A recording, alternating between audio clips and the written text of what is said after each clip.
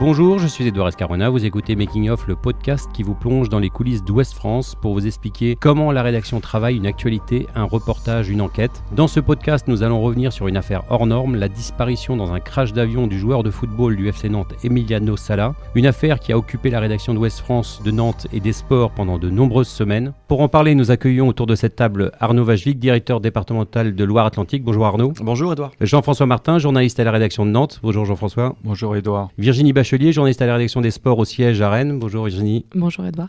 Et Jean-Marcel Boudard, responsable départemental des sports en Loire-Atlantique. Bonjour Jean-Marcel. Bonjour. Alors bonjour à vous quatre, nous allons revenir donc sur cette dramatique affaire Sala pour comprendre les enjeux, comment vous avez couvert ce feuilleton à rebondissement. Tout a commencé le 21 janvier 2018, après avoir signé un contrat avec le club de Cardiff. Emiliano Sala revient à Nantes pour récupérer quelques effets personnels et saluer ses amis. Il s'envole dans un avion piloté par David Hubotson qui disparaît au-dessus de la Manche, à une vingtaine de kilomètres de Guernesey. Arnaud, comment vous avez appris cette information à la rédaction de Nantes ? Écoutez, nous on l'a appris le mardi matin en fait, assez tôt. Moi j'ai reçu un message en me disant qu'un avion s'était abîmé entre Nantes et Cardiff et que, coïncidence, Emiliano Sala devait rentrer à Cardiff pour démarrer son entraînement et donc commencer à jouer avec sa nouvelle équipe précisément ce jour-là. Donc très, très rapidement, on se pose la question, est-ce qu'il était dans l'avion ou pas ? Et une première source nous dit qu'il n'est pas dans l'avion. Et puis quelques minutes après, je crois 5 minutes après, on apprend que finalement, si Emiliano Sala était bien dans cet avion. Il était à peu près quelle heure ? Je crois qu'il était 8h30 dans ces eaux-là, entre 8h30 et 9h. Et donc là, tout va très vite en fait après, puisqu'on prend la mesure en fait de l'importance de cette affaire. On sait que ça va être très suivi, qu'il va y avoir une émotion assez forte, notamment à Nantes, mais aussi dans le milieu du football. Puisque Emiliano Sala à Nantes était un joueur très apprécié. C'était d'ailleurs un des rares joueurs de Ligue 1, si je ne dis pas de bêtises, à avoir sa propre chanson dans le stade. Donc on sait que tout de suite l'émotion va être très très forte et qu'il faut s'organiser pour pouvoir couvrir l'événement. Vous pensiez qu'il était déjà parti à Cardiff ? Écoutez, non, puisque nous les journalistes de la rédaction sportive nous ont dit qu'il devait rentrer à Cardiff précisément, puisqu'il était venu la veille pour pouvoir régler des derniers détails, notamment passer un dernier déjeuner avec ses anciens collègues du FC Nantes. Régler des détails concernant sa maison, il habitait à Carquefou, il devait aussi mettre sa chienne dans un refuge, donc tout ça il l'a fait les 2 derniers jours en fait avant de rentrer sur Cardiff. Donc pour nous, il était de toute façon reparti à Cardiff, mais est-ce que c'était avec cet avion-là ou avec un autre, ça c'était pour l'instant c'était le mystère à ce moment-là. Le principe de ce podcast, c'est d'expliquer comment on travaille ce genre d'informations, comment on recoupe justement les infos qui tombent pour savoir précisément qu'il était dans l'avion. Peut-être Jean-François là-dessus ? Jean-François Martin ? Oui, en fait, effectivement, comme le disait Arnaud, on apprend que Emiliano Sala est vraisemblablement dans l'avion et dès 8h30, on contacte un certain nombre de sources. Une première source nous affirme qu'a priori, il ne serait pas dans l'avion. Une deuxième source nous dit qu'il est bien dans l'avion. Et en fait, à 9h14, on a 2 sources, dont la première qui nous avait dit qu'elle n'était pas dans l'avion, une deuxième source qui nous confirme qu'effectivement, il se trouve bien dans l'avion. Donc là, on est sûr à 100% et on peut, après ce recoupement, annoncer sur notre site qu'il est malheureusement Ça a mis combien de temps, ça, entre le moment où vous apprenez qu'un avion a disparu, avec peut-être Emiliano Sala à son bord, et la confirmation qu'il était vraiment à bord ? Ça a mis combien de temps, à peu près ? Un peu plus de 45 minutes. Et là, c'est au club, Jean-Marcel Boudard, personne n'est au courant de ce projet de vol. C'est un peu parce qu'il il a passé le lundi midi à déjeuner avec ses amis du club, avec ses anciens coéquipiers, que le lundi soir, il est rentré à l'aéroport avec Nicolas Palois, et donc il devait tenir au courant de son arrivée à Cardiff, ce qu'il n'a jamais pu faire. Donc il savait qu'il prenait l'avion le lundi soir. Par contre, tant que l'avion n'est pas retrouvé, tant qu'il n'y a pas de source officielle qui affirme que c'est bien l'avion qui le transportait, il y a un moment de doute au club, sachant qu'au club, il y avait juste l'équipe en fait qui savait, la direction n'était pas au courant que Emiliano revenait ce week-end-là. Donc certains l'ont même appris par des questions de journalistes qui ont demandé si Emi était dans l'avion. Donc il y a eu un moment entre 7h30 et 9h15 où tout le monde se posait la question bien plus tôt pour certains, dans la nuit. Mais pour certains, c'est entre 7h30 et 9h15. Ouais. Alors il y a forcément une période de flottement quand une information comme ça tombe.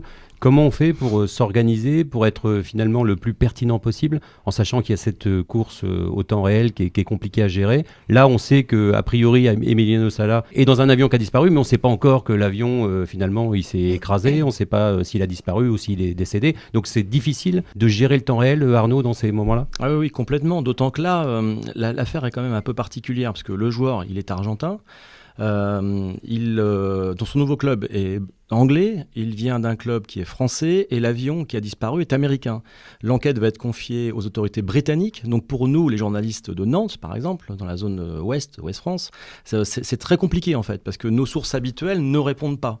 À ce moment-là, le parquet de Nantes est saisi uniquement pour geler les preuves. C'est-à-dire que le parquet va envoyer des enquêteurs à l'aéroport pour prendre les vidéosurveillances, pour prendre les formulaires qui ont été remplis avant le décollage.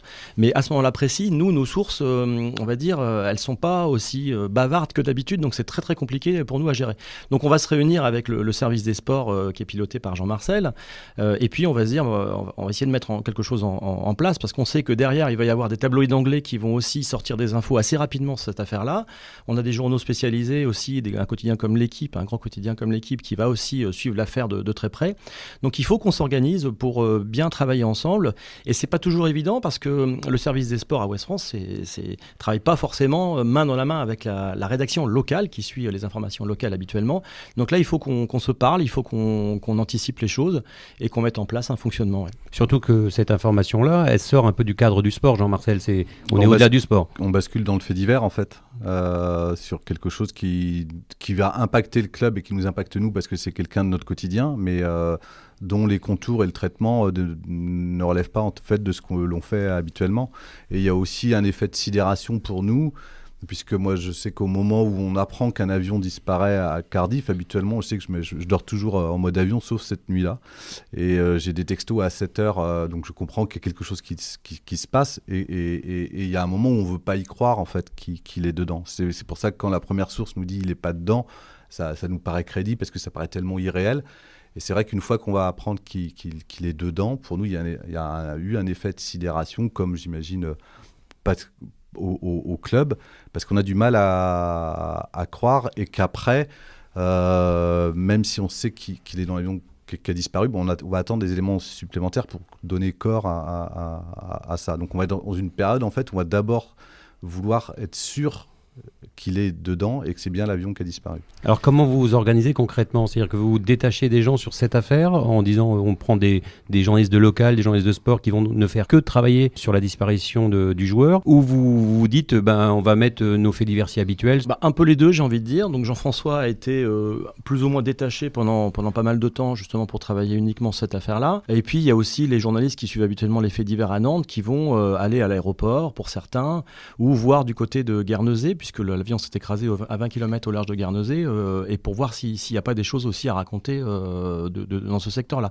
Donc c'est une organisation qui est mise en place avec effectivement quelqu'un quand même qui va suivre ça de près et qui va revenir après sur le feuilleton qu'on va réaliser en 5 volets, dont on parlera peut-être tout à l'heure. Alors vous avez suivi à distance ces recherches, parce que les opérations de secours dans les îles anglo-normandes, c'était pas évident, depuis Nantes, voire même de Paris ou même Londres. Comment vous gérez alors ? C'est-à-dire que vous appelez les autorités compétentes, ce sont vos relais sur le terrain à Nantes qui vous donnent les informations. Comment ça se passe ? Comment on gère à distance une enquête ? Jean-François, peut-être ? Je pense que c'est un mélange des deux, parce qu'effectivement, on a des sources très rapidement, la DGAC, donc qui est rattachée au ministère de l'Environnement. On a aussi nos sources locales qui sont très bien informées. Et d'ailleurs, dès le départ, on a beaucoup parlé de zone d'ombre dans ce dossier. Et dès le départ, il y a une zone d'ombre qui est très, très importante, c'est le nom du pilote. Et là, 2 sources, une de la DGAC et une de la PAF, nous disent que le pilote, le nom du pilote, c'est Dave Anderson. Et donc, quand on a 2 sources qui sont extrêmement fiables qui nous donnent un nom avec assurance, on a évidemment tendance à les croire. Et il se trouvera, après on pourra en parler, mais c'était Ibbotson et non Dave Anderson. Et donc les zones d'ombre démarrent dès 9h15. On a Emiliano Sala comme passager et comme pilote Dave Anderson. Et ce qui rend compliqué dans cette affaire hors norme, c'est que en fait les informations, elles arrivent au compte-gouttes et il faut les vérifier. Et c'est ce qu'il y a de plus difficile dans le travail journalistique, c'est de faire en sorte de ne pas dire de bêtises. Là, vous parliez de l'identité du pilote, mais il y a aussi très rapidement, on apprend qu'il y a eu des échanges de textos entre Emiliano Sala et des proches au moment de prendre l'avion. Toutes ces informations-là, elles arrivent. C'est pas évident de faire le tri, de faire en sorte qu'on restitue quelque chose de vérifié. Du coup, c'est effectivement garder son sang-froid à chacune des informations qui tombent. D'ailleurs, nous n'avons pas écrit, bien qu'on ait eu 2 sources qui nous disent que c'était Dave Anderson, le pilote, on ne l'a pas écrit. Arnaud Vajvik. Et nous, derrière, nos sources, qu'on avait justement à la direction de l'aviation civile, nous disaient que c'était pas lui. Mais comme les 2 pilotes dont on parlait avaient le même prénom, quasiment, David, je pense que le quiproquo a eu lieu à ce moment-là. Alors, ce qui est compliqué, c'est que Sala était un joueur populaire, un joueur apprécié, et qu'il y a cette pression aussi dans ce genre d'affaires des réseaux sociaux, où là, on voit circuler pas mal de choses. Comment on garde la tête froide dans cette action-là ? C'est vrai que ça a été beaucoup repris sur les réseaux sociaux, effectivement. Et puis on s'attendait à ce que les journalistes lèvent le voile sur pas mal de choses, parce que mine de rien, il y avait tous les éléments de la dramaturgie dans cette affaire. C'est ce que nous a dit notamment un sociologue que Jean-Marcel a interviewé, Pascal Boniface. C'est un fait divers qui se passe dans le monde du foot déjà, donc c'est très populaire. C'est un joueur qui n'était pas un joueur bling-bling, en l'occurrence, qui était très apprécié, comme je l'ai dit tout à l'heure, du public. Et puis c'est un accident d'avion, et en plus ça se passe en mer, donc il y a vraiment tous les éléments de la dramaturgie, et le vol a été organisé dans des conditions dont on découvrira plus tard qu'elles étaient illégales. Donc c'est vrai que sur les réseaux sociaux, très rapidement on nous interroge, on nous demande de faire la vérité, de dire la vérité sur tel ou tel aspect de cette affaire-là. Et nous, évidemment, on garde notre sang-froid, parce que dans cette enquête-là, on ne va pas céder non plus aux demandes et aux rumeurs qui circulent sur les réseaux sociaux. Mais évidemment, ça met une pression supplémentaire dans le travail du journaliste. Alors, il y a des heures qui sont longues, c'est les heures qui concernent les recherches. Comment vous êtes organisé à la rédaction pour justement faire en sorte qu'il y ait une veille pratiquement 24 heures sur 24 ? Après, l'organisation, on l'a fait en pleine journée, j'ai envie de dire, c'est assez facile, mais le soir, c'est un peu du temps perso. Voilà, on en parlait avec Jean-Marcel, justement, il y a quelques jours. Il y a parfois des infos qui tombaient à 23h, voire à minuit. Donc c'était échange de textos entre nous. Tiens, t'as vu ça, qu'est-ce que t'en penses ? Est-ce qu'il faut qu'on le reprenne ou pas ? Est-ce qu'il faut qu'on enquête là-dessus ? Est-ce qu'on l'a déjà dit ? On a produit plus de 300 articles sur cette affaire-là, ce qui est quand même assez rarissime, je pense, à Ouest France, de produire en si peu de temps autant d'articles sur un même sujet. Donc ça veut dire que le suivi, on l'a fait en temps réel, mais effectivement, ça demande une organisation dans la journée qui est celle que nous avions, mais après, en dehors du temps, notamment le week-end, et c'est vrai que le week-end aussi, c'est le cas. Parfois, on se repose le week-end, nous les journalistes. Ça demande aussi un suivi qu'on essayait de faire aussi. Alors, il y avait plusieurs volets dans cette affaire. Il y avait les recherches, déjà l'enquête qui se met en place, et puis il y a l'émotion, l'attente, et tout ça est corrélé et lié. C'est-à-dire qu'il faut couvrir tous ces événements-là, avec notamment des rassemblements à Nantes, autour du club, en ville, etc. Et dans le même temps, on ne sait toujours pas si Emiliano Sala est mort ou pas. Donc c'est difficile à gérer toute cette information-là, et à faire en sorte qu'elle soit relatée dans nos colonnes et sur le site. Oui, et puis on a été assez impressionnés par l'émotion aussi sur les terrains de sport, dans les écoles. Il y a certains gamins qui ont demandé une minute de silence dans leur classe quand même. Pour un joueur de foot, c'est quand même assez exceptionnel. Il y a eu effectivement un rassemblement Place Royale à Nantes avec énormément de supporters qui étaient là. Et c'est vrai que dans le même temps, on ne sait effectivement pas où se trouve l'avion. On sait qu'un explorateur a été mandaté pour essayer de retrouver l'épave, et que dans des conditions météo qui sont très très compliquées, c'est juste impossible. Nous, on se pose la question de savoir si on ne prend pas un hélicoptère pour aller à Guernesey pour pouvoir suivre de près ces recherches, et puis finalement on ne le fait pas. parce qu'il y a des conditions météo qui sont compliquées et on se dit que ça va servir à rien. Donc c'est vrai que tout ça fait que on est sur plusieurs pistes en même temps et encore aujourd'hui, on a encore plusieurs pistes d'enquête possibles. Alors Jean-François Martin, le 24 janvier, 3 jours à peu près après l'annonce de la disparition, la police de Guernesey publie un communiqué pour dire qu'elle arrête les recherches. Et là, c'était aussi une onde de choc, puisqu'il y avait l'attente et les familles, notamment, espéraient que les recherches se poursuivent. Comment vous avez pris ce communiqué ? Vous dites, tiens, ça va être encore plus compliqué de couvrir maintenant qu'il n'y a plus de recherche, ou vous continuez à suivre à distance Alors, on continue à suivre à distance, mais effectivement, et là, c'est à la fois plus, c'est les sports notamment qui doivent gérer ça de près, parce que ça entraîne un flot d'émotions et d'indignation. Et Jean-Marcel, vous... En fait, ça arrive... on a vécu au moment où l'épave est retrouvée, un peu comme un temps suspendu. C'est-à-dire qu'il y a eu plusieurs temps. Il y a eu le temps de la sidération, qui est lorsque on apprend que la disparition de l'avion. Mais contrairement à d'autres faits divers, on a mis du temps à retrouver le corps et l'avion. Et c'est vrai que jusqu'ici, tant qu'il n'y a pas de corps, on ne peut pas donc le déclarer décédé. Il est juste disparu, on ne sait pas ce qui s'est passé. Et même sportivement, c'est suspendu puisqu'il n'y a pas de match. Les matchs sont reportés. Les premiers matchs de Nantes sont reportés, sont liés à ça. Donc, et d'ailleurs, les entraînements sont annulés. Donc la jaunelière est fermée. Et autant le premier jour qu'on apprend le drame, tout s'ouvre parce que les gens se réunissent, il y a un besoin de se retrouver. Autant après, tout est fermé. Donc on n'a plus le contact avec les gens. Et en fait, on va apprendre lors de la reprise de l'entraînement, le 24, que les recherches s'arrêtent. Et donc les joueurs vont l'apprendre sur le terrain. Et très rapidement, la sœur de Emiliano, Romina, lance un appel pour justement poursuivre ses recherches, et ça a été très rapidement repris par les stars du foot qui se sont associés avec notamment une cagnotte. En fait, c'est l'agent d'Emiliano, Messa Ndiaye, avec l'UNFP, qui avait coordonné et en lien avec la famille, qui avait décidé de mettre en avant une cagnotte, justement pour subvenir à des recherches privées. Et donc, ils vont recueillir en l'espace d'un week-end plus de 300 000 euros, je crois. Avec des gens comme Messi, Di Maria, Thiago Silva, Agüero, Mbappé. Ouais. Donc, des grands noms du foot.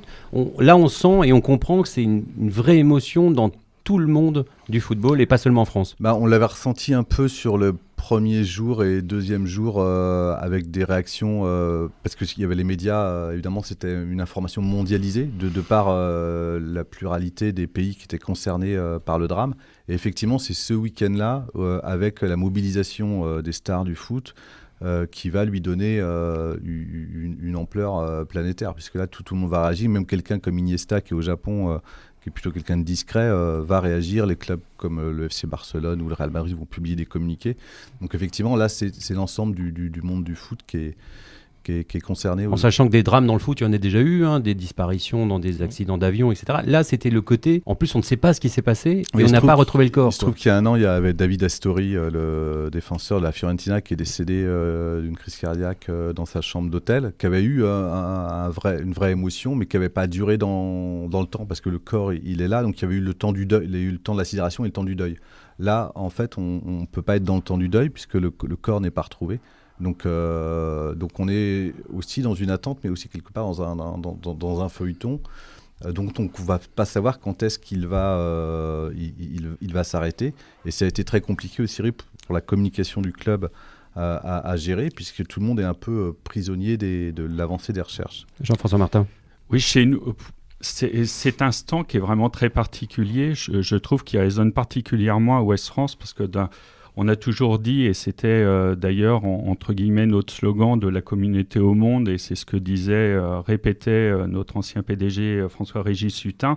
Et là, on est vraiment dans cette perspective-là, c'est-à-dire qu'il y a une émotion mondiale et que localement, et jusqu'à Carquefou, la commune où Emiliano Sala vivait et où il était considéré véritablement comme un habitant. Donc il y a cette émotion mondiale et cette émotion extrêmement locale avec des émotions très très fortes, avec des hommages, avec d'ailleurs une cérémonie qui aura lieu d'ailleurs après les obsèques en Argentine où se trouvait Virginie.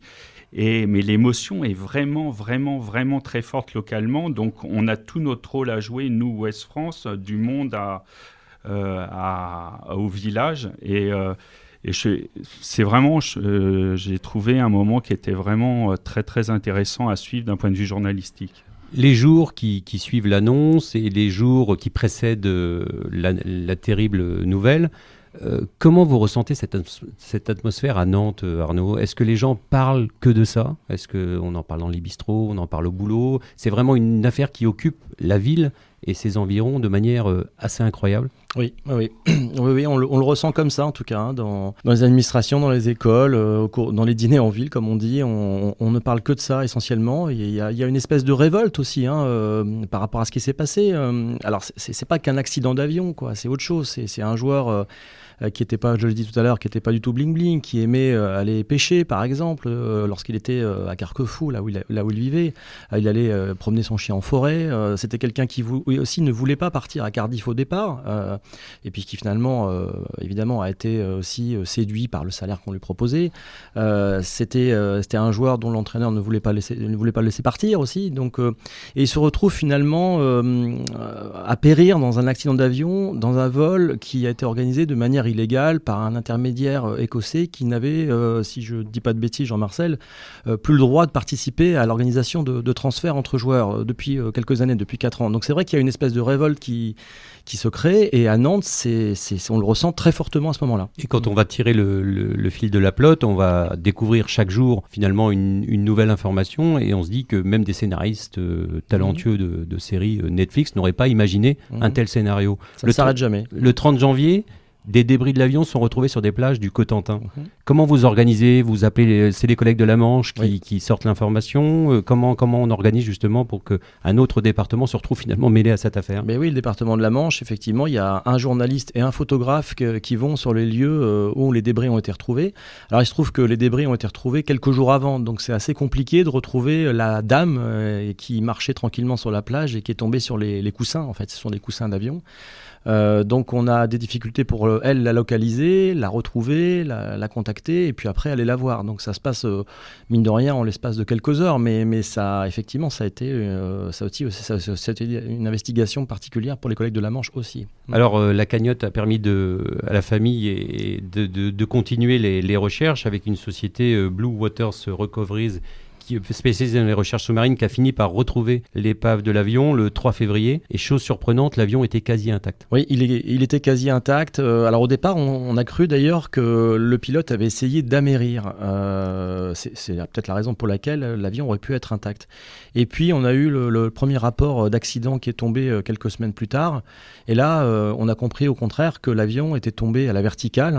Il avait fait une chute et il avait terminé sur le dos. Donc, ce qui fait que peut-être aussi, ça explique pourquoi il est resté aussi intact. Il n'a pas été brisé en plusieurs morceaux. Mais effectivement, oui, l'avion gît à 57 mètres de profondeur. D'ailleurs, sur les images, on peut voir le moteur qui se trouve peut-être à gauche de l'avion. Et l'avion est quasiment en un seul morceau. Bien plié quand même, bien plié, mais quasiment en un seul morceau. Oui. Et là, il faut attendre 4 jours avant de remonter le corps de Emiliano Sala, qui a été donc ensuite ramené à Portland. Et là, Jean-Marcel, c'est officiel. Emiliano Sala est décédé dans ce tragique accident. Comment ça a été perçu au club, cette information que finalement tout le monde redoutait ? Mais c'est à la fois un soulagement parce qu'elle met fin à une attente qui était devenue terrible et qui paralysait tout le monde, enfin qu'empêchait vraiment tout le monde de vivre et d'avancer. Et c'est à la fois vécu comme un deuxième deuil en fait, puisque quelque part, certains aussi avaient été un peu dans le déni d'imaginer décédé. Donc c'est un deuxième choc en tous les cas pour le club.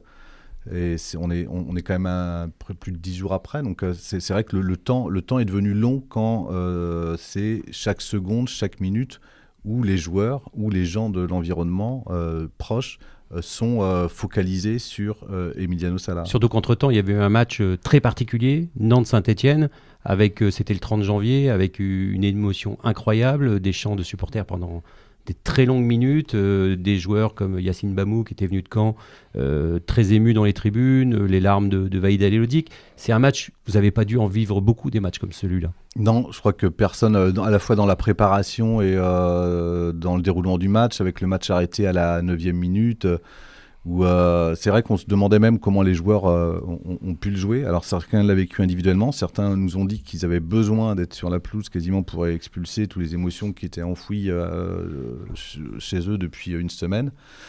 D'autres ont eu des moments d'ailleurs, complètement ailleurs pendant ce match-là, comme si ils n'étaient pas sur le terrain. Donc c'est vrai que ça a été très particulier, et en plus c'est quelque chose qui va ensuite durer, puisque chaque club ayant été touché par Emiliano Sala, a voulu marquer aussi un hommage aux joueurs, ce qui partait d'une bonne intention, mais ce qui ramenait aussi à chaque fois les Nantais face à cette douleur-là.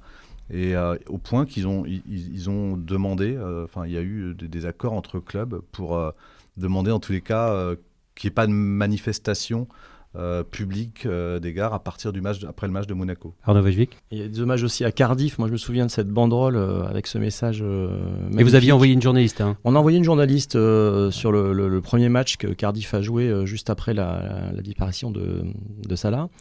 Et je me souviens de cette banderole que j'ai vue en photo, qui disait « Emiliano Sala, le meilleur attaquant qu'on n'a jamais vu ». Tout était dit.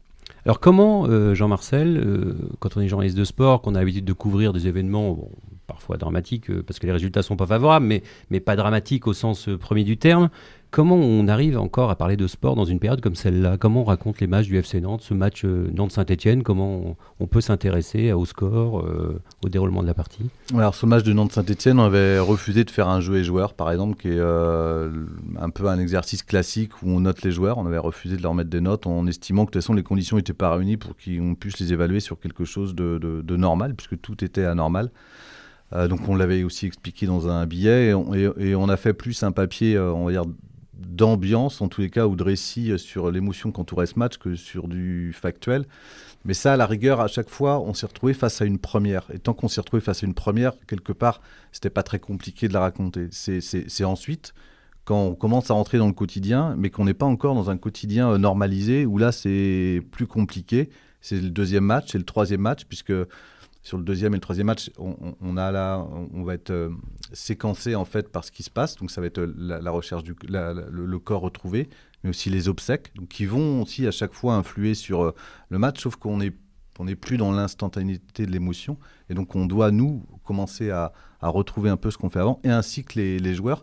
Et là, c'est vrai que les joueurs, le club, par exemple, certains ont eu les conférences de presse d'avant-match, il y en avait plus. Ça a été Vahid Halilhodžić, l'entraîneur, qui a été beaucoup exposé au cours de cette période et qui a pris la parole. Et ça a été même compliqué pour nous de les ramener sur des questions, même en zone mixte après-match, en disant comment vous avez vécu le match sur le terrain. Et en même temps, on a eu des échanges, je pense à Nicolas Palois après le match de Sannois-Saint-Gratien en Coupe de France. C'est lui qui est venu en zone mixte, comme il le fait habituellement, mais c'est lui aussi qui a dit, voilà, je ne parlerai pas d'Emiliano Sala, on parle du match. Donc les joueurs aussi nous ont... ce qui était aussi plus facile pour nous, quelque part, que de sembler parfois les ramener au terrain, quitte alors qu'ils vivaient autre chose, et d'avoir un sentiment un peu d'être en total décalage de ce qu'ils vivaient. Et c'est certains aussi qui nous ont amenés à les ramener au terrain. Et est-ce qu'à un moment, vous ne dites pas, on en fait beaucoup, on parle beaucoup d'Emiliano Sala en termes de sport, est-ce que vous vous êtes pas dit, nos lecteurs ont peut-être à un moment en avoir marre de ce feuilleton? Alors il y a eu ce questionnement-là, il a existé, il est au sein de la rédaction, il a été très présent.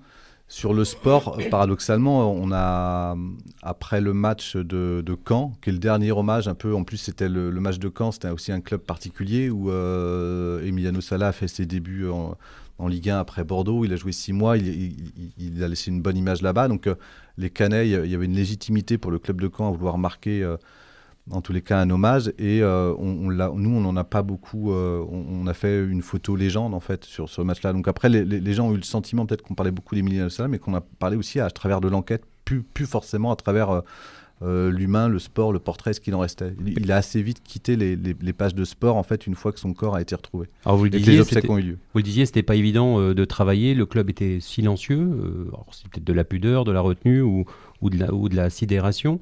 Mais aussi, ce qui était compliqué pour eux, c'est qu'il n'était plus membre du club. Voilà. officiellement. Donc, Même s'il n'a jamais été, vous le disiez Arnaud, vraiment joueur de Cardiff non plus. Donc il était dans un espèce de no man's land assez particulier. Comment, sportivement, vous qualifiez ce moment-là? C'est-à-dire c'est un traumatisme qui a fait que cette saison du FC Nantes, elle était terminée? c'est compliqué de reparler, de repenser foot. Oui, il y a un avant, un après. Alors, il y avait, au-delà du drame, on savait qu'il y avait un avant, un après avec le départ d'Emiliano Sala, de par son importance sur le jeu du FC Nantes. À la fois, il a une influence dans le jeu, mais il avait une influence dans les buts aussi, puisque il avait inscrit, il était impliqué dans 60% des buts du FC Nantes, quelque chose comme ça. Donc, c'est vrai qu'on savait qu'il y avait un avant, un après avant son départ, sauf que là, il y a une dimension dramatique et terrible qui a fait que c'est compliqué de s'en relever et que la fin de saison, elle n'avait plus le même goût. Ce qui a un peu aussi maintenu tout le monde, c'était la perspective d'une aventure en Coupe de France. Et il se trouve que le FC Nantes était qualifié, et ça ne lui arrive pas souvent en Coupe de France, d'avoir un parcours parallèle. Et quelque part, ça a permis de maintenir tout le monde un peu sous pression en se disant, cette année-là, elle peut être terrible, mais on peut lui donner quelque chose d'irréel aussi et de beau en étant pour la première fois depuis 12 ans au Stade de France. Alors on est là pour parler des coulisses. Est-ce que pendant cette période-là, les joueurs venaient discrètement vous demander des informations sur cette affaire parce qu'eux-mêmes n'étaient au courant de rien? Est-ce qu'ils se demandaient, ils se tournaient vers les journalistes pour dire alors, est-ce qu'il y a du neuf? Non, ils ont beaucoup été sur les réseaux sociaux, puis certains ont guetté, parce que les temps d'attente peuvent être très longs, les veilles de match, les déplacements, les mises au vert. Donc certains ont passé beaucoup de temps effectivement à guetter ce qui pouvait tomber, via les réseaux sociaux, sur les sites d'information. D'autres aussi étaient quand même... les joueurs ont été impliqués puisque Nicolas Pallois est quand même très très proche, c'est un ami intime de la famille, donc il était en contact permanent avec la famille au point qu'il a géré aussi un tas de questions matérielles pour le joueur sur place. Donc les joueurs étaient au courant de l'avancée des recherches et de tout ce qui se passait autour. Et on savait qu'à travers Nicolas Pallois, ils allaient être prévenus très très rapidement dès qu'il y avait une information importante de ce qui s'est passé, puisque nous, une fois que Emiliano Sala a disparu, il y avait deux choses qui intéressaient, c'était de retrouver l'avion et de retrouver le corps. Après, on est dans des éléments d'enquête qui sont parallèles, mais qui intéressent plus l'avocat, qui vont nous intéresser parce qu'il y a des conséquences judiciaires et financières pour le club, et aussi parce qu'on a un devoir d'avoir la vérité sur ce qui s'est passé. Mais en fait, ce qui va intéresser et rythmer ensuite la vie, c'était ces deux événements-là, ces deux moments-là qui tombent, même s'ils sont longs, ils tombent assez rapidement tout de bas. Ils nous permettent, nous, en tous les cas, dans les pages de sport, de passer à autre chose. Ce qui était intéressant aussi dans cette affaire-là, pour nous, les journalistes, c'est de pouvoir travailler aussi main dans la main avec les journaux anglais. Donc on a eu des collaborations amicales, on va dire, avec par exemple ITV Wells, qui est venu faire tout un documentaire à Nantes sur l'affaire Sala et qui nous a demandé notre avis. On a eu aussi The Times qui a travaillé avec nous et avec qui on échangeait parfois des informations parce que c'est assez compliqué d'en avoir.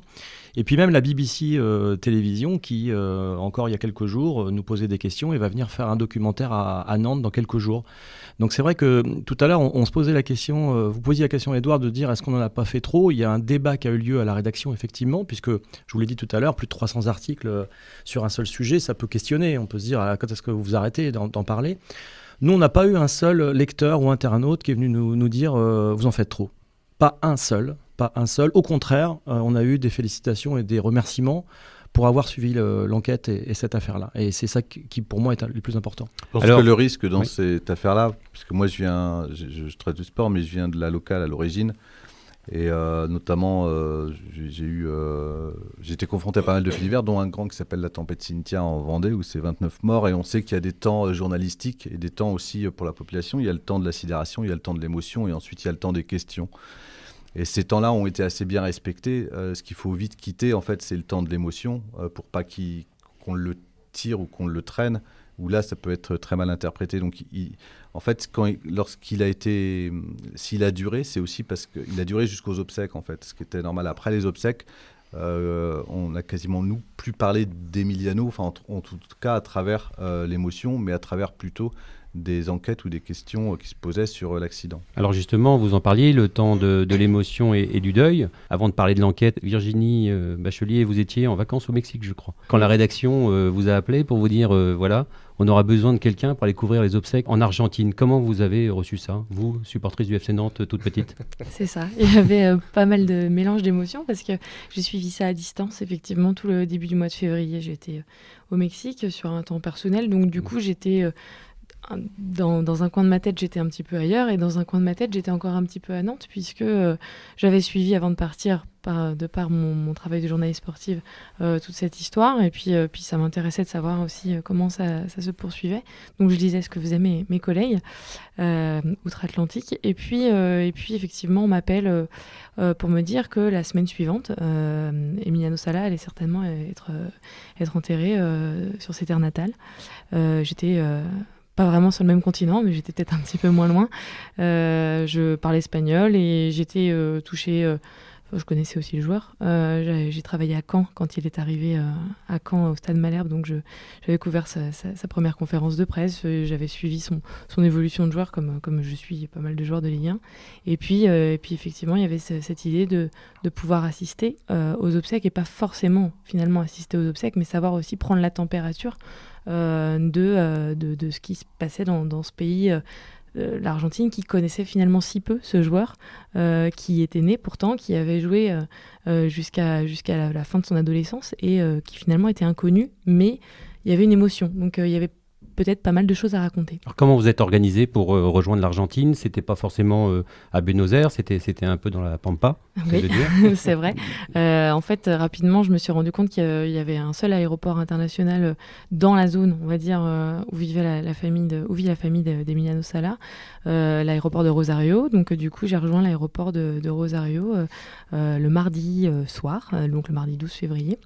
Directement depuis Mexico, et puis j'étais de là à 2 heures de Santa Fe, qui n'était pas encore chez Emiliano Sala, mais qui était la ville principale de la région, et où je me suis dit que je pouvais déjà peut-être apprendre pas mal de choses, l'idée étant bien évidemment de rejoindre le plus vite possible ses terres natales, et qui effectivement étaient dans la Pampa, mais avant tout ça il y avait peut-être un travail aussi déjà de savoir ce que pensaient les Argentins, comment ils le vivaient, et puis aussi comment allait s'organiser toute cette semaine, parce que finalement les obsèques, on a su assez tard qu'elles allaient avoir lieu le samedi dans des conditions bien spécifiques. Arnaud, il était inconcevable de ne pas couvrir les obsèques après cette vague d'émotions, cette affaire. Il fallait être présent en Argentine. Oui, je pense qu'il fallait être présent. Et puis bon, l'opportunité a fait que Virginie a pu y aller.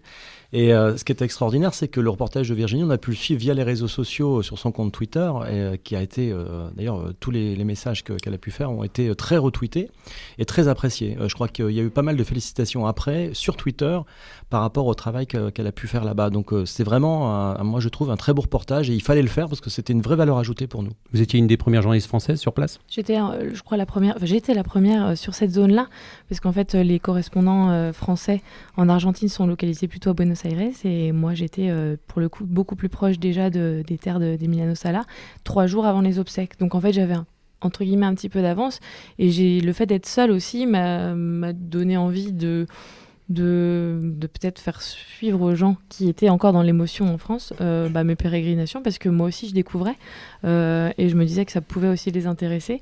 Et au final, effectivement, le côté pratique des réseaux sociaux fait qu'en une photo ou en une petite vidéo, on peut emmener un peu les gens avec nous. Et en fait, je me suis aperçue, j'ai créé un échange avec certaines personnes qui me suivaient sur les réseaux sociaux, qui eux me posaient des questions, et leurs questions m'incitaient aussi à aller chercher des réponses sur place. Vous aviez une crainte, comment vous alliez être accueillis par les proches? C'est jamais évident d'aller couvrir ce genre d'événement. C'est vrai, j'avais cette crainte-là. J'avais aussi, comme tout journaliste, cette idée de savoir le respect de ces personnes-là, le côté aussi déontologique, forcément, on se pose la question. Donc finalement, on le fait assez naturellement en fonction aussi de ce qu'on ressent là-bas. Après, en Argentine, les personnes que j'ai rencontrées, c'est un peu comme au Mexique d'ailleurs, c'est le côté un peu latin où on parle assez facilement, mais on est beaucoup dans l'émotion. Donc il faut savoir aussi faire le tri des émotions, il faut savoir aussi identifier qui peut parler, parce qu'il y a beaucoup de gens qui parle après un drame, mais il faut aussi savoir qui le connaissait vraiment. Donc ce travail-là, j'ai pu le réaliser grâce à des journalistes aussi sur place. On parlait tout à l'heure de la collaboration avec des médias anglais. Moi, c'est vrai que j'étais très bien accueillie par des médias argentins. J'avais pris des contacts avant de partir. Et en fait, il y avait un rapport assez confraternel, et ils m'ont aidé à identifier un peu mieux les sources et à peut-être m'aiguiller un petit peu mieux sur leur reportage. Alors, qu'est-ce que vous avez ressenti quand vous êtes arrivé sur place? Énormément de tristesse? Vous vous êtes aperçu que c'était quelqu'un d'assez populaire En fait, il est devenu populaire malheureusement par ce drame. J'ai surtout très vite compris qu'en Argentine, les joueurs qui n'ont pas évolué dans le championnat argentin avant de partir en Europe, on ne les connaît pas et finalement on leur accorde peu d'importance parce qu'il y a aussi cette fierté de on est un peuple de football qui aime voir ses enfants évoluer dans le championnat argentin dont on dit beaucoup de bonnes choses, même si finalement il n'est pas forcément toujours compétitif, il n'a pas toujours été ces dernières années, mais voilà, il y avait ce côté-là, on connaissait pas ce joueur-là et finalement ce drame arrive. Comme on l'a dit tout à l'heure, il y a des grands noms du foot qui relaient leurs émotions, il y a la recherche. Et en fait, en Argentine, tout ça a été suivi aussi de loin. Et en fait, ça a participé à une émotion collective qui ressemble à l'émotion qu'on a pu voir à Nantes. Sauf qu'à Nantes, le joueur, on le connaissait. Et en Argentine, on ne le connaissait pas. Donc moi, je me suis retrouvée dans une situation où les gens m'interrogeaient sur Emiliano Sala. C'est-à-dire que moi, j'étais la journaliste française qui en savait certainement plus que sur Emiliano Sala. Je ne m'attendais pas à ça. Et au final, je me suis retrouvée face à cette situation. Alors finalement, vous êtes retrouvé dans une région, sur une terre, qui ressemblait beaucoup à ce qu'était le joueur Emiliano Sala, c'est-à-dire quelqu'un de travailleur, quelqu'un de plutôt discret. Et finalement, ça correspondait bien au personnage. Tout à fait. Effectivement, quand j'arrive à Rosario, puis ensuite à Santa Fe, on est quand même dans des villes assez grandes et on ne se rend pas compte de tout ça. Et puis le jour où je décide de partir à Progresso, c'était le jeudi, donc les obsèques étaient le samedi, donc j'étais un petit peu en avance. Et là encore, je pars et je me dis, je sais pas si les gens là-bas vont vouloir me recevoir. Par contre, je pars en bus en me disant, je vais voir déjà ce que c'est le trajet jusque-là, parce qu'on m'avait dit qu'il le faisait en bus. Et je m'aperçois qu'effectivement, non seulement on est dans la Pampa, on arrive dans un village de gens très simples, au milieu de nulle part. C'est une terre agricole et j'ai une image qui me revient. Je descends du bus. Je suis la seule à descendre à Progresso. Personne ne descend à Progresso. Il y a un bus qui arrive et il y a un bus qui repart chaque jour, c'est tout. Il y a une gare routière toute neuve, mais je ne sais pas trop à quoi elle sert. Et je descends du bus et j'ai mon sac à dos et j'ai une dame qui passe devant moi en scooter et qui fait demi-tour et qui me demande ce que je fais là. Donc je lui explique. Et là encore, je me dis, elle va peut-être mal me recevoir. Et elle me dit, grimpez, je vais vous amener, je vais vous emmener voir quelqu'un qui pourra très bien vous en parler. Et puis elle a même pitié de moi parce qu'elle me dit, il fait chaud là, vous allez crever de chaud parce que le village, il n'y a pas de taxi, il n'y a rien, il n'y a pas de voiture. Je croise pas une voiture, je croise juste 2-3 scooters. Il se passe rien, c'est l'heure de la sieste. En plus, l'heure de la sieste en Argentine, il ne se passe rien. Et cette dame-là m'emmène voir quelqu'un, un voisin en fait du père d'Emiliano. Et de là commencent les discussions avec les gens de son village. Et effectivement, là, je comprends la simplicité, le côté travailleur. Tout ça, tout ce qu'on avait pu ressentir chez ce joueur, je le vois chez les gens là-bas. Et vous avez pu prendre contact avec la famille directement ? Non, et à vrai dire, à ce moment-là, j'ai pas envie de prendre contact avec la famille. On est à 2 jours des obsèques et je me mets tout simplement à la place de la sœur d'Emiliano Sala. Moi-même j'ai un frère et je me dis que je serais pas capable de parler, ou en tout cas je serais dans l'émotion, et c'était pas forcément ce qui m'intéressait. En revanche, j'interroge les personnes que je rencontre sur comment vit la famille, comment vit le village depuis ces instants-là, et je me dis que tout ça finalement viendra après. Mais dans un premier temps, je veux surtout savoir qui était Emiliano Sala, comprendre un petit peu mieux son histoire, pour ensuite, éventuellement, dans un deuxième temps, pouvoir en parler avec les gens qui lui étaient les plus proches. Alors, vous avez choisi le sport comme spécialité pour le journalisme. Couvrir des obsèques, c'est pas forcément ce à quoi vous attendiez ? Non, c'est vrai. Je suis relativement jeune dans le métier, comme on dit, donc ça m'était jamais arrivé. J'étais pas forcément préparée à ça, et c'était peut-être aussi bien que je sois pas préparée à ça, parce que du coup, je suis arrivée, peut-être comme n'importe qui, avec un peu de fraîcheur, et surtout mon regard un peu extérieur aussi. Donc il faut, dans ces moments-là, juste, encore une fois, se poser les questions, se mettre à la place des gens aussi qu'on rencontre, et puis au final, se demander ce que les gens veulent savoir. Je suis pas persuadée que les gens voulaient savoir de quelle couleur étaient les fleurs aux obsèques autour du cercueil. Par contre, je pense que les gens voulaient savoir où Emiliano Sala avait tapé ses premiers coups de ballon, et voilà. Et vous aviez conscience que de l'autre côté de l'Atlantique, il y avait des gens qui étaient suspendus finalement à vos reportages pour comprendre ce qui se passait ? Vous le ressentiez ? Oui, je l'ai ressenti, parce que c'est vrai qu'avec la magie entre guillemets des réseaux sociaux. On peut avoir tout ça en instantané, ce qu'on n'a pas forcément dans le journal papier. On n'a pas forcément les retours tout de suite. Là, malgré le décalage horaire, j'avais des retours systématiques, ce qui m'a poussé le lendemain, ce que j'avais pas forcément prévu de faire au départ, mais à aller à son centre de formation, qui était encore à 2 heures de route. Donc j'ai repris un bus 2 heures plus loin et j'ai poussé un petit peu jusqu'à son centre de formation où m'ont reçu les enfants d'un des entraîneurs d'Emiliano Sala, celui qui l'avait repéré en fait, et où là ils m'ont raconté voilà qui était Emiliano Sala et comment il avait grandi en tant que footballeur dans ces infrastructures. Et là je me retrouve à avoir toute une communauté de supporters des Girondins de Bordeaux, puisque finalement c'était une infrastructure qui était liée aux Girondins de Bordeaux, qui me posent des questions et qui m'en demandent plus sur mais comment c'est là-bas et comment ça se fait qu'Emiliano Sala finit par arriver à Bordeaux. En fait, j'échange au quotidien avec eux, et donc ça me pousse, plus j'échange avec eux, plus je suis aussi guidée vers ce qu'ils veulent.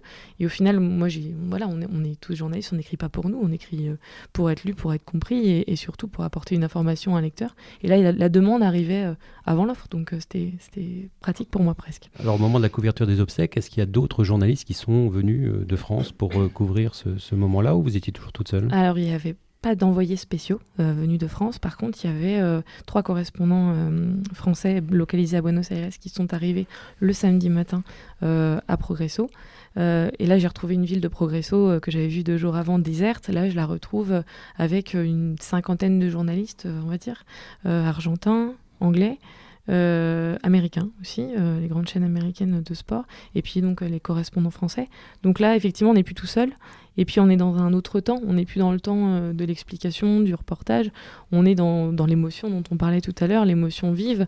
Et là c'est une journée à part, parce que c'est peut-être la journée que j'ai moins aimé couvrir, puisque on est juste spectateur de quelque chose, et on se pose encore une fois la question, qu'est-ce que je raconte de tout ça? Et puis finalement, on recroise les mêmes personnes qu'on a vues 2 jours avant, qui viennent nous voir, qui nous reconnaissent et qui nous partagent leurs émotions instantanément. Et dans ces moments-là, on raconte juste ça, jusqu'à la sortie du cercueil, qui pour le coup est un petit peu à part, parce que là, on se pose vraiment la question. Moi-même, je prends conscience de ce qui se passe à ce moment-là, quand le cercueil sort. Peut-être qu'avant, on n'avait pas conscience. Moi, j'étais peut-être encore dans l'état de sidération. J'étais pas encore... Avec la présence d'un joueur, Nicolas Pallois, Jean-Marcel, juste un joueur pour représenter le FC Nantes ? Oui, parce que le FC Nantes jouait à Monaco ce jour-là. Donc, c'était aussi très, très compliqué pour eux. Un joueur et puis un membre du club. C'est vrai qu'on peut se poser la question de la légitimité de notre place, nous, de journalistes, d'être sur un moment comme ça, qui est un moment intime. Il se trouve qu'à un moment, le fait divers, il appartient plus seulement aux gens, mais il a une résonance collective et ça devient quelque chose de commun, parce qu'il dépasse le cadre familial. Donc là, c'est un fait divers hors norme, donc il est encore plus hors norme et il dépasse encore plus le cadre familial. Donc au point qu'ils savaient que de toute façon, il y aurait des journalistes, donc ils vont organiser aussi un petit peu le placement des journalistes pour qu'ils puissent suivre la cérémonie sans qu'ils viennent en tous les cas la perturber. Donc déjà, il y a une organisation, c'est aussi un peu plus simple pour nous quand c'est organisé. Et ensuite, la légitimité, la question que se pose Virginie, on peut tous se la poser. Ce qui fait qu'on a notre place et qu'on est légitime, c'est qu'à partir du moment où nous, on est là à l'histoire depuis le début, on le connaissait aussi un peu avant, et on ne vient pas que pour ce moment-là, même si ce moment-là, on va se poser la question de en quoi il est intéressant qu'on le raconte. Il va être intéressant qu'on le raconte parce qu'il y a une émotion vécue qui vient répondre à celle qui s'est passée 15 jours, 3 semaines plus tôt. Et surtout qu'elle a encore une résonance à Nantes, où les gens n'ont pas pu faire leur deuil, lui dire au revoir. Que ce soit des gens supporters un peu éloignés d'Emiliano Sala, mais qui étaient dans leur quotidien à travers des posters dans des chambres d'enfants ou à travers des autographes qu'ils avaient collectés, voire les amis très proches qu'il a pu louer à Nantes, où ces gens-là se sont trouvés sidérés par la perte d'un ami, pris dans un emballage d'une émotion collective à gérer et en étant seuls, puisque ne pouvons la partager avec des gens qui sont très loin. Donc quelque part, la présence de Virginie Laballe était aussi nécessaire pour nous afin de tisser aussi des liens entre 2 communautés qui ne se connaissaient pas, mais qui avaient en tous les cas une amitié commune avec un homme. Et c'est aussi le rôle, Arnaud, des journalistes de faire le relais entre les gens et les événements, et que là, c'était le rôle de Ouest France d'être au plus près pour pouvoir témoigner et parce que les gens ne pouvaient pas aller sur place pour rendre hommage à Emiliano Sala. Oui, bien sûr. Et puis, ce qui était extraordinaire dans le récit de Virginie, c'est que, on savait que c'était quelqu'un d'assez simple, Emiliano Sala. On savait que c'était, justement, j'ai dit tout à l'heure, un footballeur qui n'était pas bling-bling. Mais tout ce qu'a raconté Virginie dans son récit et dans son village natal n'a fait que confirmer ce qu'on imaginait ou ce qu'on croyait savoir de lui, puisque finalement, on ne savait pas grand-chose de lui au départ.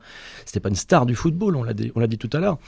Mais ce côté humain qu'il avait, ce côté proche de sa famille et des gens qu'il aimait, ça transpirait vraiment dans les reportages de Virginie. Et donc c'était vraiment essentiel d'aller là-bas pour pouvoir raconter tout ça aussi. Alors pendant le temps du deuil, l'enquête ne s'est pas arrêtée, Jean-François Martin. J'aimerais revenir un petit peu sur quelques personnages de cette affaire, et notamment le pilote. Depuis, on a appris pas mal de choses, notamment qu'il était daltonien, qu'il n'avait pas le droit de voler de nuit. On a l'impression que ça ne s'arrête jamais, en fait. On avait récupéré assez tôt, d'ailleurs, la licence américaine de ce pilote, qui posait question, d'ailleurs, sur ses qualifications. On avait pu, sur cette licence, il y avait aussi, on n'était pas allé aussi loin parce qu'on a appris effectivement qu'il était daltonien. On avait vu qu'il avait aussi, parmi ses obligations, le port de lunettes. Et qu'on avait interrogé des pilotes professionnels qui désormais nous informent, nous éclairent très régulièrement. Moi, on m'avait dit, mais attention, il y a quand même un certain nombre de pilotes qui doivent porter des lunettes, donc n'en tirer aucune conclusion. Mais il n'empêche qu'il y avait ces problèmes de qualification, et en creusant encore, eh bien, effectivement, on s'est aperçu que c'était un pilote amateur, parce qu'on avait cette intuition, et on n'était pas les seuls, dès le départ, à avoir cette intuition, mais là aussi, ça nous l'a été confirmé à force d'enquêter, et notamment Arnaud qui allait plus loin d'ailleurs dans ce travail. Arnaud, c'est-à-dire que ce qui est quand même incroyable, c'est que le pilote décolle de Nantes-Atlantique un peu après 20h. Dans un avion un peu... Alors, non, l'avion était en soi, il n'y avait pas trop de soucis. C'est-à-dire que nous, on a enquêté un peu sur l'avion. Il a eu une seule réparation en 28 ans d'existence. Donc on ne peut pas dire que l'avion n'était pas en bon état, quoi. Il était suivi assez régulièrement. Bon, il est passé de main en main, d'une compagnie à l'autre. Il servait à faire des transports, on ne sait pas trop quoi exactement. Bon, voilà, même les propriétaires de l'avion aujourd'hui sont des gens qui sont ruinés, qui sont à la tête de sociétés écrans, plusieurs, dont on ne sait pas ce qu'ils font aujourd'hui. Donc il y a tout un mystère aussi qui existe autour de ça, quoi. Mais à la limite, l'avion, c'est pas tant le souci, c'est la nature du vol, c'est l'organisation du vol. C'est-à-dire que le pilote, comme l'a dit Jean-François, n'a pas le droit de voler la nuit. Sa licence le stipule très clairement, c'est l'article 13 de sa licence qui dit « Fly by day only ». Donc il n'a le droit que de voler 2 jours. Et il décolle de Nantes-Atlantique pour faire un vol en partie de nuit. Donc ça interroge. Et d'ailleurs, j'ai appris à cette occasion-là que et moi je l'ignorais complètement, que les licences des pilotes n'étaient pas contrôlées par la direction de l'aviation civile, ni une autre autorité avant le décollage dans un aéroport. Ça, je ne le savais pas, je l'ignorais. On m'a dit que c'était comme un permis de conduire. Quand vous prenez votre voiture, personne ne vous contrôle votre permis de conduire avant que vous preniez le volant. Bon voilà, c'est pareil pour un avion, il faut le savoir. Les avions privés ne sont pas contrôlés. Les licences des pilotes privés ne sont pas contrôlées avant un décollage. Donc c'est vrai que ça nous a beaucoup surpris, mais c'est surtout que, alors il ne savait pas voler aux instruments, il volait uniquement à vue. C'est-à-dire que quand on vole à vue, on regarde au travers le cockpit ce qui se passe. Donc quand il fait nuit, c'est un peu plus compliqué. Et quand il y a des conditions météo qui sont défavorables, comme c'était le cas lors de cette traversée, ça complique encore plus les choses. Ce qui explique peut-être pourquoi il s'est perdu à un moment donné au-dessus de Guernesey sans savoir vraiment où il était. Mais comment un joueur acheté 17 millions d'euros peut se retrouver dans des conditions pareilles ? On a beaucoup parlé aussi de l'agent Willy Mackay qui se retrouve au centre de cette affaire. Il va falloir à un moment avoir des réponses à ces questions. Comment un joueur acheté cette valeur-là peut voler dans des conditions comme celle-là ? Parce que Arnaud, tu dis que le Piper Malibu en tant que tel, cet avion n'a pas posé problème parce qu'il a été en panne qu'une fois. Mais malgré tout, tous les pilotes, tous les spécialistes aéronautiques nous ont dit qu'un Piper Malibu, l'avion, ce type de modèle pour faire un vol de nuit dans ces conditions, c'était suicidaire. D'ailleurs, c'est le terme qu'ils ont employé à plusieurs reprises. Donc, si l'avion en tant que tel n'avait pas véritablement de problème, le modèle, c'était pas un Falcon, quoi. Et effectivement, on aurait pu s'attendre à ce qu'un joueur qui coûte, entre guillemets, autant d'argent soit transporté dans un avion, dans un jet privé digne de ce nom. Alors que là, c'était le type d'avion qu'on utilise pour aller à la boule un week-end. Donc le FC Nantes dit le joueur ne lui appartenait plus. Ne lui appartenait plus, non. Et puis le club Cardiff ne savait dit, pas qu'il était... Cardiff dit il nous appartenait pas encore. Donc on est Alors, encore au milieu d'un imbroglio. Il appartient, enfin, ce sera à la FIFA de le déterminer, mais en tout cas, ce qui est sûr, c'est qu'il appartient pas au FC Nantes au moment du drame, que le club n'est pas concerné et averti de son retour à Nantes, qu'il a signé son contrat à Cardiff et que le transfert a lui bien été enregistré à la FIFA. La seule chose aujourd'hui sur laquelle il y a une incertitude, c'est sur l'homologation du contrat qui n'était pas effectivement effective suite à un souci, et le Cardiff joue actuellement là-dessus, mais sauf que l'homologation dépend de la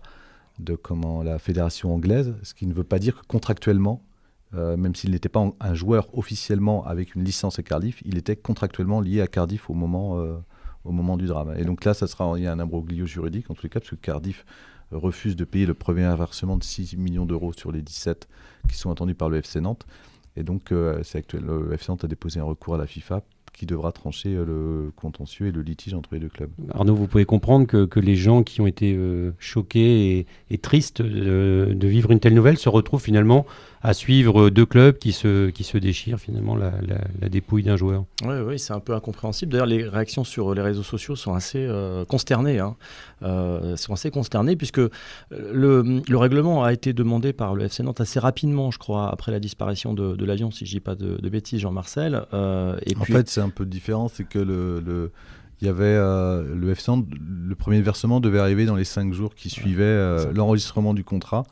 Et à partir du moment où Cardiff a commencé à traîner des pieds, clairement, le FC Nantes a commencé aussi. On rentre dans une procédure juridique. Et effectivement, forcément, c'est pas très glorieux, sauf que ça arrive en plus à un moment où l'avion n'est pas retrouvé, ni le corps du joueur. Mais le FC Nantes, du coup, marque son territoire pour avoir des éléments pour demain ensuite aller à la FIFA et montrer en tous les cas qu'il y a une volonté de Cardiff de contester le transfert et de ne pas régler...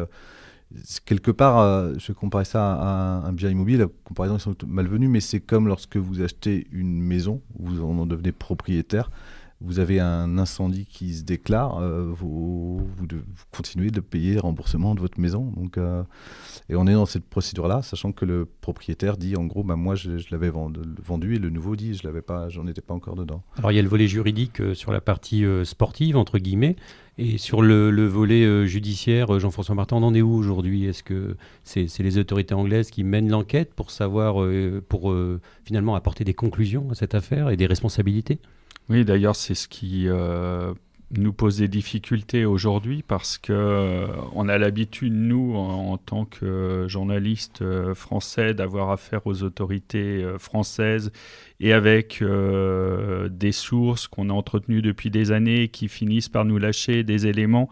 Sauf que là, on est en Angleterre et tout le volet judiciaire est là-bas et ça nous pose de grosses difficultés. On le voit, Arnaud, les médias anglais, vous le disiez tout à l'heure, continuent à se passionner pour cette affaire.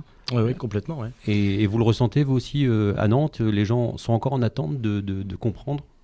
Alors à Nantes peut-être un petit peu moins, c'est peut-être un petit peu retombé ces derniers temps, mais les tabloïds anglais en tout cas continuent d'enquêter sur cette affaire et on voit régulièrement sortir de nouvelles infos, de nouveaux rebondissements sur l'affaire. D'autant qu'il y a encore des incertitudes, je vous le disais tout à l'heure, sur la nature du vol, sur celui qui l'a organisé.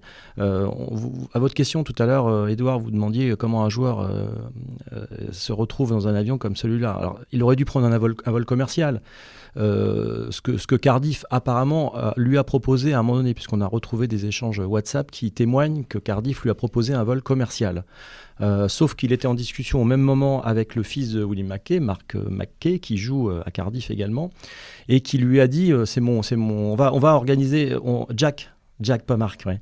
Jack McKay, et qui lui dit on va organiser le vol, on s'occupe de tout. Et Salah répond à ce moment-là à l'officier de liaison de Cardiff oui, bah, pas de souci, la famille McKay organise mon retour. Sauf que voilà, dans des conditions comme celle-là, avec un pilote qui n'aurait pas dû être ce pilote-là, on parlait tout à l'heure de Anderson, mais la personne qui n'a jamais parlé dans cette affaire, en fait, qu'on a essayé de contacter, puisqu'on a son numéro de téléphone mobile, moi c'est du harcèlement quasiment, j'en suis à 15 textos que j'ai dû lui envoyer depuis le début de cette affaire, mais il répond toujours pas. Mais il ne s'est jamais exprimé, par exemple, sur ce vol. C'est lui qui connaissait cet avion-là, par exemple. C'est lui qui pilotait habituellement cet avion. C'est à lui que William McKay demande d'assurer le transport. Et finalement, il ne le fait pas. Il fait appel à David Ibbotson, un pilote qui n'était pas qualifié, et comme on l'a dit tout à l'heure, qui ne pouvait pas voler de nuit. Donc là, il aura, à mon avis, à répondre aussi à des questions aux enquêteurs anglais. Donc à la rédaction, vous êtes toujours en mode veille sur cette affaire. Oui, complètement. On est toujours en mode veille. Donc là, on vient de boucler une série de 5 volets, justement sur ce qu'on appelle des longs formats chez nous. Ce sont des articles très très longs où on fait réellement de l'enquête, et on continue à suivre toutes les infos qui paraissent, et évidemment, on a aussi nos propres sources. Alors les conséquences sportives, Jean-Marcel, elles sont quand même importantes. On a l'impression que cette saison, elle s'est arrêtée en janvier pour le FC Nantes, et que tout le monde a un petit peu hâte que ça se termine. Oui, alors il y a des conséquences sportives, c'est-à-dire le championnat, où c'est vrai que c'est compliqué de se remobiliser, et le FC Nantes a longtemps été loin d'une menace de relégation, sauf qu'on n'est pas si loin d'une place de barragiste. En tous les cas, le club peut être amené à faire un match pour se faire peur. Il a un mois d'avril qui sera déterminant pour la suite. Il a encore son maintien entre les mains. Il est plutôt bien parti, mais il n'est pas encore assuré. Donc tant que ce n'est pas validé, c'est compliqué, sachant que les joueurs, oui, sont pressés de finir cette saison. Et ensuite, il y a la saison judiciaire, puisqu'il y aura le conflit de la FIFA qui doit se prononcer prochainement, et ça peut aller jusqu'à un appel au TAS. Donc on sait que dans l'année, on aura en tous les cas une décision pour le transfert d'Emiliano Sala, qui ne concerne pas uniquement le club de Nantes, mais aussi le club de Bordeaux, qui avait le droit à 50% du transfert. Et puis on va avoir un problème de responsabilité ensuite qu'on va suivre. Alors ça, c'est peut-être plus la partie fait divers, mais c'est sur l'organisation du vol en tant que tel, sur les responsabilités qui seront amenées à être désignées. Et ça a aussi des conséquences pour la famille, d'une part parce qu'elle a le droit d'avoir la vérité, et puis il y a aussi des conséquences si Emiliano Cardiff a un peu un rôle un peu ambigu là-dessus, en disant que Emiliano n'est plus un joueur du club, n'était pas un joueur du club, puisque dans ces cas-là, les premières victimes, ce sont une nouvelle fois la famille, ne serait-ce que vis-à-vis des assurances et des indemnités. Alors c'est très terre à terre, mais le manque à gagner est important aussi pour le FC Nantes à l'heure actuelle, puisque le cash du transfert d'Emiliano Sala n'est pas disponible pour recruter pour l'année prochaine. Le FC Nantes avait besoin d'à peu près de 15 millions d'euros pour boucler l'exercice, puisque le club a beaucoup investi cet été, à la fois dans un transfert, ce qui ne lui ressemble pas, et aussi dans des salaires de joueurs importants pour essayer de se maintenir dans le top 10 et de se rapprocher de la 7e place, comme ces dernières saisons. Donc le transfert d'Emiliano Sala devait en partie compenser, combler cet exercice-là. L'argent n'est pas arrivé, donc oui, c'est une nécessité en tous les cas aussi financière vitale pour le club, avant éventuellement de pouvoir réinvestir cet été. Et vous avez la sensation que des joueurs ont envie de quitter Nantes pour justement solder ça et oublier ça? Je ne suis pas sûr que ce soit. Alors certains joueurs, je pense qu'il y a des joueurs prêtés. Il faut savoir qu'il y a Fabio, par exemple, qui est un Brésilien qui a joué à Cardiff, qui a un peu conseillé Emiliano Sala d'aller là-bas en lui disant tu verras, la Première Ligue, en plus Emiliano Sala rêvait de jouer en Première Ligue, donc c'est vrai qu'il y a des joueurs qui sont aussi qui ont un autre impact au-delà de l'amitié qu'ils pouvaient avoir. Il y a aussi Andrei Girotto, qui est un joueur qui lui est arrivé au club brésilien après le drame où toute l'équipe était décédée. Donc lui, il a fait partie des joueurs pour reconstruire le club. Donc c'est aussi retrouvé dans une histoire encore une fois dramatique dans un nouveau club. Donc il y a des joueurs qui ont envie de partir, surtout les joueurs prêtés. Et il y en a d'autres qui sont à Nantes. C'est pas forcément cette histoire-là, même si elle a pu accentuer ou en tous les cas poser des questions. Mais il y avait déjà des joueurs qui sont au club depuis longtemps, qui arrivent aussi dans un fin de cycle et qui avaient besoin aussi d'aller voir ailleurs. Donc oui, on était de toute façon à Nantes un peu à une croisée des chemins. Forcément, elle est renforcée en tous les cas par cet épisode-là, qui lui apporte en plus une dimension dramatique et puis un contexte un peu un peu compliqué et pesant, une atmosphère lourde en tous les cas autour du club. Virginie Bachelier, vous êtes restée en contact avec des proches du joueur en Argentine ?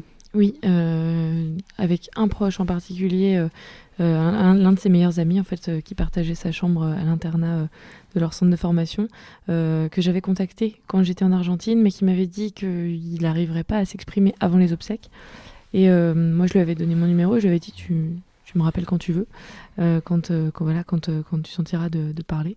Et il m'a rappelé en pleine nuit, 2 semaines après mon retour. Et puis on a discuté plus d'1 heure sur Emiliano Sala. Puis j'ai aussi des infos de temps en temps qui tombent, alors des journalistes que j'ai connus là-bas, mais aussi d'habitants de Progresso qui m'envoient des photos des hommages qui ont pu être faits, qui m'ont aussi informé du nouveau nom du championnat régional dont fait partie Progresso, qui s'appelle maintenant championnat Emiliano Sala.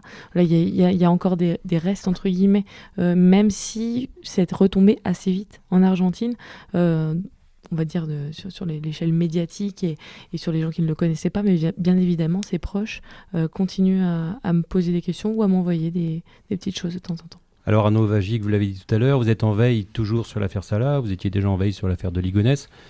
C'est une spécialité nantaise d'avoir des feuilletons comme ça sur l'information qui finalement passionnent les gens de manière dramatique. Oui, on a eu l'affaire de Ligonnès, effectivement. On a eu l'affaire Troadec aussi, les disparus d'Orvaux, dont on parle encore en ce moment, puisqu'il y a la reconstitution et les déplacements des juges sur place dans le Finistère notamment. On a eu aussi Notre-Dame-des-Landes, qui a été aussi un feuilleton au long cours, qui a fait l'objet d'enquêtes chez nous. Alors c'est vrai que l'enquête, c'est pas forcément dans la culture de Ouest France. On apprend à en faire de plus en plus, mais c'est pas forcément dans la culture, parce qu'on est un journal qui suivons les faits au quotidien, mais mobiliser du personnel, des journalistes au long cours, c'est parfois un peu compliqué. Ça demande une organisation bien spécifique, mais on souhaite aller vers ça de plus en plus. Et à Nantes, effectivement, il y a plein de sujets qui s'y prêtent et on espère aussi pouvoir revenir sur plein d'événements comme ça dans les années à venir. Et Jean-François Martin, vous sentez que ça rapproche les journalistes des lecteurs, ce genre d'affaires ? Vous sentez que les gens vous interrogent directement ? Oui, c'est... Tout à l'heure, vous nous posiez la question de savoir si finalement on n'en avait pas trop fait, s'il n'y avait pas ce sentiment, notamment au sein de la rédaction. Et donc c'était des questions légitimes, mais en fait quand on est sur le terrain, quand on va participer à une classe presse où on parle d'une dernière enquête qu'on a faite sur le djihadisme pour ne citer que celle-ci, et qu'on parle de notre métier, et qu'à la fin les enfants, les profs, en particulier ils ne voulaient pas que je parte pour parler d'Emiliano Sala. Et d'avoir des retours comme ceux-ci nous font dire que oui, on a bien fait, je pense, d'accorder cette place dans le traitement, en déplaçant, en n'allant pas sur le terrain people, ce qu'on s'est refusé à faire. On a fait des longs articles sur Emiliano Sala, mais en évitant l'écueil du people, en évitant aussi l'émotion à outrance, et donc en allant sur un terrain purement journalistique, sobre, eh bien on s'aperçoit qu'on a été, je pense, au rendez-vous des lecteurs, et ils en parlent, même si l'émotion est retombée, comme nous l'avons tous dit, mais elle est encore réelle, et donc il faudra qu'on continue à travailler, non pas à faire des articles pour boucher des trous, mais des articles qui correspondront encore à l'actualité sur Emiliano Sala. Arnaud ? Oui, juste préciser une chose quand même, c'est qu'on a prévu également une soirée consacrée à l'enquête sur Emiliano Sala avec nos abonnés, avec une 50aine d'abonnés à la rédaction de Nantes. Ce sera fin avril. Et là, on sera présent pour leur expliquer un peu la manière dont on a travaillé. Merci à vous 4 et à très bientôt. Merci. Merci. Retrouvez cet épisode ainsi que nos autres productions sur le mur des podcasts de Ouest France.